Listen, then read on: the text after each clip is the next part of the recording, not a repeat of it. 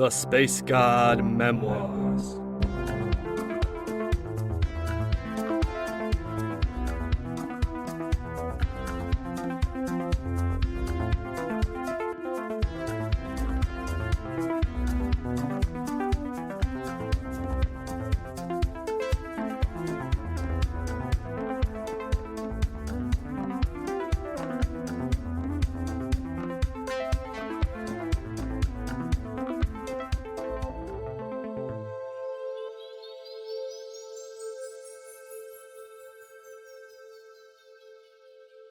Episode 20. As another day was ending, we finally arrived at the terminus of the seemingly endless sea of dunes. There the land quickly flattened out. The sand below was replaced by patches of blackened glass-like substance, sharp and hard to the touch, which grew more frequent to the north until it replaced the sand altogether. Up ahead, the fading sunlight illuminated nothing but blackness, ending at distant mountains as dark as the night. Here our party made camp, setting up the tents at the edge of those dead lands. I looked northward for a moment, at the unpleasantness ahead of us. That would be the worst leg of our journey, to be sure. Dry, pitiless travel, with nothing cheery in sight. And after that we get right to Bal-Nar. What awaited us up there? I was determined to find out more. So that evening I went straight to the royal tent, seeing the flicker of lights from within. I called out at the entry. Moments later it opened up and I saw Bakibra within, arms folded across her chest. Behind her, Prince Ophiro sat upon a cot. Rayleigh was still outside by the campfire, under Sir Jedis's watch. "Sorry, folks," I said, giving them both a glance, "but we're getting close to our goal." Bakibra nodded. "Basically, I gotta know exactly what I'm guiding y'all into, secrecy or no. Otherwise, it just may turn into a death trap for all concerned. Understood?" The knight gave me a once-over, but did not open her mouth. She looked to her prince. Ophiro stood up, turning to fully face me. His nearly white eyes met mine. "Oh, come now, guide," he said.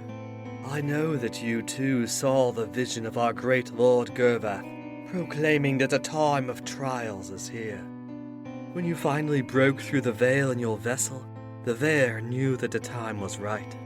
"Right for what?" "For the Ascension. Recovering that long-lost technology was a sign to them. A sign that we are ready to be tested once more. You see, my father and I met with a messenger of the gods a fortnight ago. She told us to assemble our greatest heroes, the most worthy among us.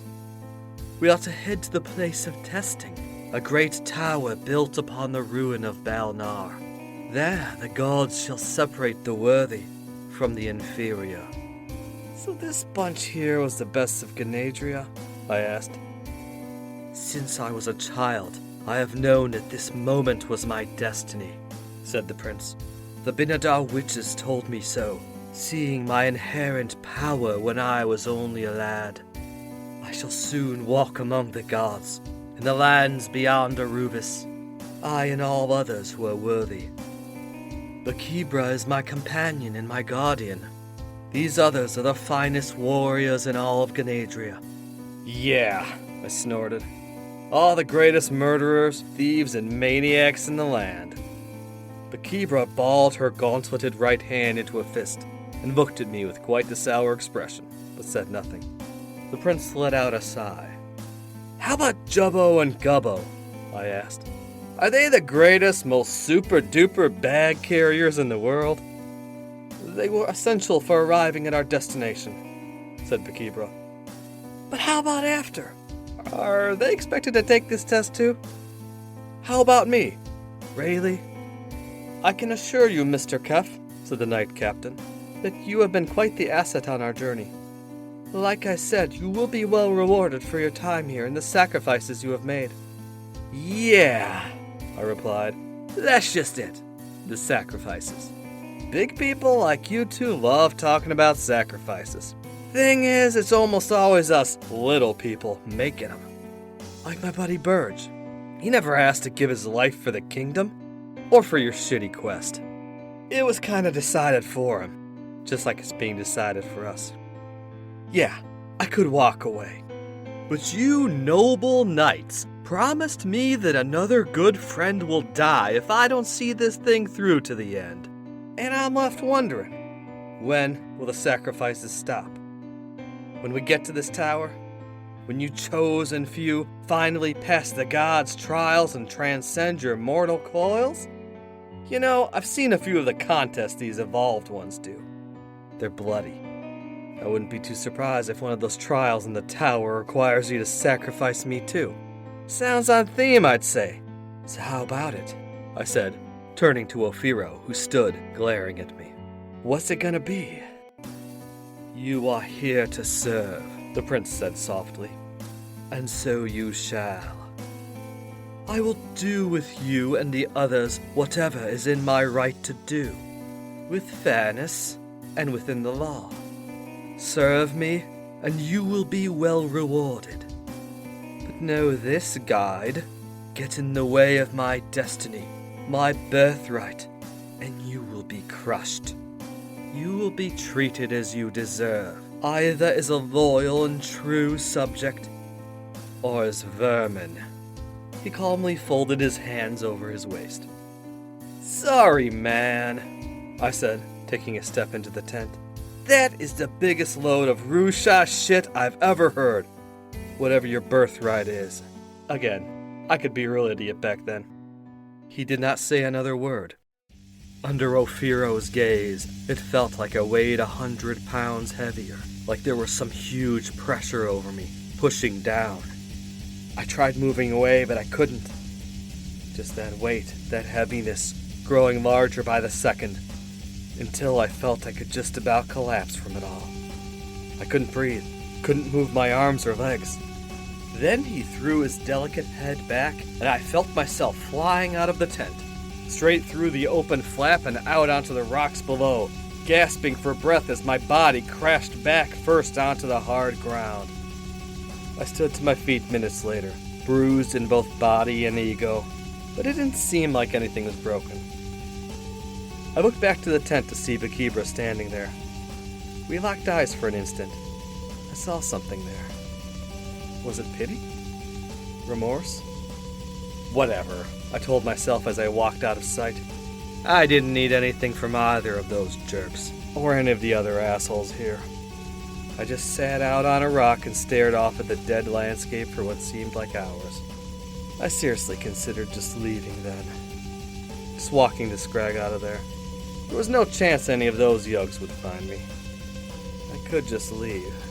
But as you know, those scraggers had my near sister, and I was pretty sure they'd follow through on their promise to kill her should I ditch them.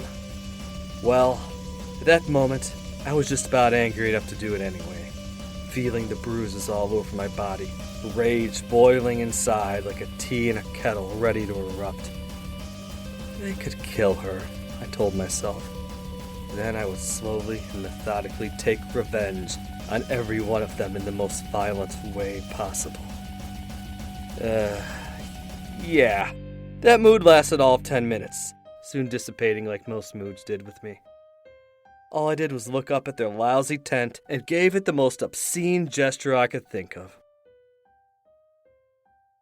The mountains of the north were jagged, black, spiky things.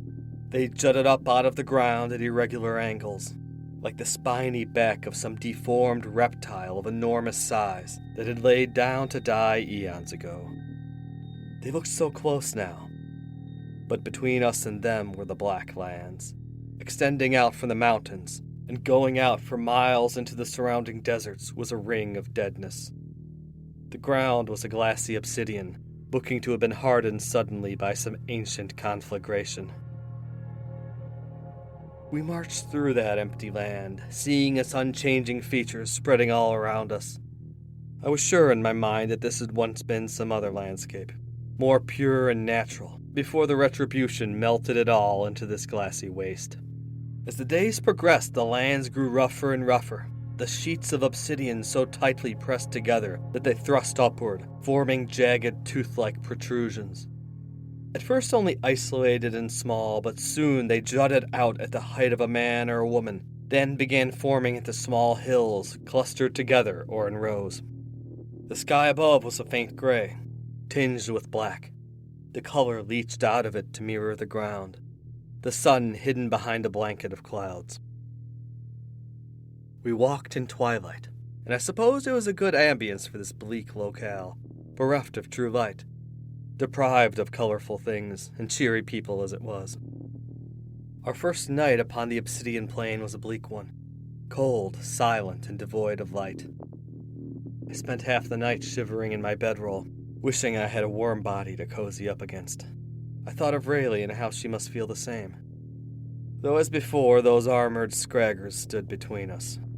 Our second day of travel through the Black Lands was mostly indiscernible from the first.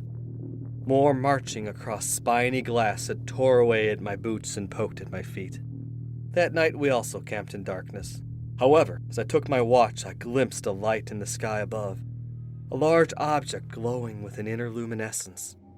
At first I guessed it might be a creature. Something with 2 wings and a vaguely avian shape. It glided across the skies, heading north, towards the mountains, which were our goal. As it drew closer, I knew it was no creature, but something like those ships I'd seen over Ganadria.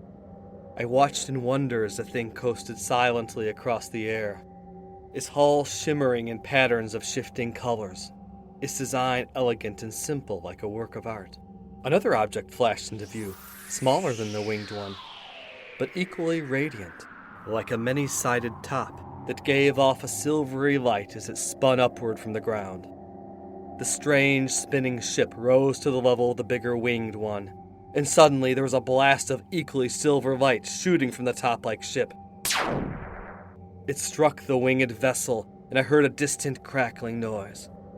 The larger ship attempted to turn, most likely trying to face its attacker, but the little silver diamond was too much for it, zipping from side to side as it easily outmaneuvered its bird-like opponent, blasting it periodically with beams of light. The winged ship got off a few more volleys of its own, but it was never able to make impact, the gem-like craft never giving it a clear shot. Not a minute after it began, the heavenly battle ended, the final blast. The larger ship going dark and sinking out of view behind a spiny mountain. The smaller one darted away, once more casting our camp into blackness. I could tell that the encounter had woken a few of the others, but nobody was talking. Probably just as dumbfounded as I was. Another fight among the gods? Whatever it was, it reminded me of what I'd seen with Burge and Rayleigh, down in the southern lands, just before we had met Z. I half expected to see my mysterious blue friends standing aloof at the edge of the camp, giving me a knowing half-smile. But of course, I saw only darkness. The next morning, we came to the mountains. Close up, they looked similar to the tooth-like protrusions we had passed earlier, only bigger. I had seen a handful of pre-ret maps during my journeys. Never had they depicted mountains here, in front of the capital. I guessed that these were no normal mountains at all, but had suddenly formed as the retribution occurred, some chthonic force having thrust them to the surface. As we got closer, the mountains seemed even steeper, more tightly bunched together, and just about impossible to climb without heavy use of ropes. "Do we have to climb that?" moaned Sir Alien. "Nope," I answered. "Follow me." However much I resented it, I had been chosen for this mission for a reason. I actually knew how to get to Bal-Nar. I remembered my previous trek up here well enough.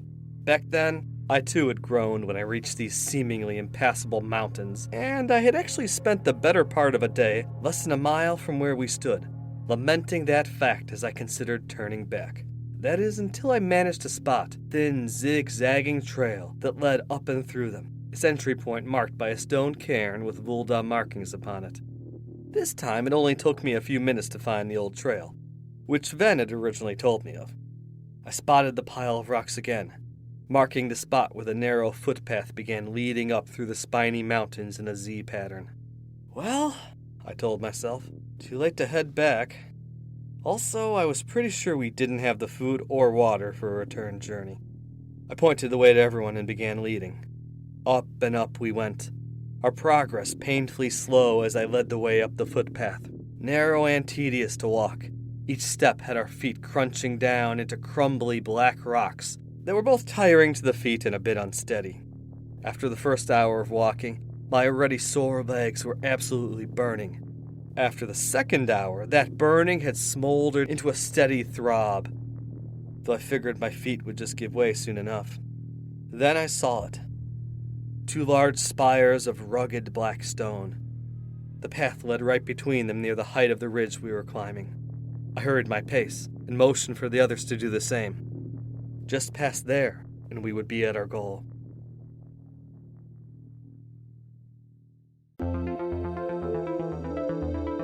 Thank you for listening to this episode of The Space God Memoirs.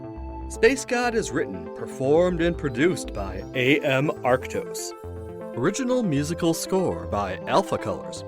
Various sound effects created by Industrial Strength Records Incorporated.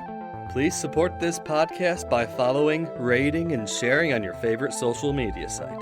For further info on Space God, its creator, and various other opinions, musings, and thoughts, go to www.spacegodmemoirs.com or follow me on Instagram, Twitter, or Facebook. If you enjoyed the Space God Memoirs, please consider supporting us by becoming a patron. Check out the Patreon link in our description to learn more.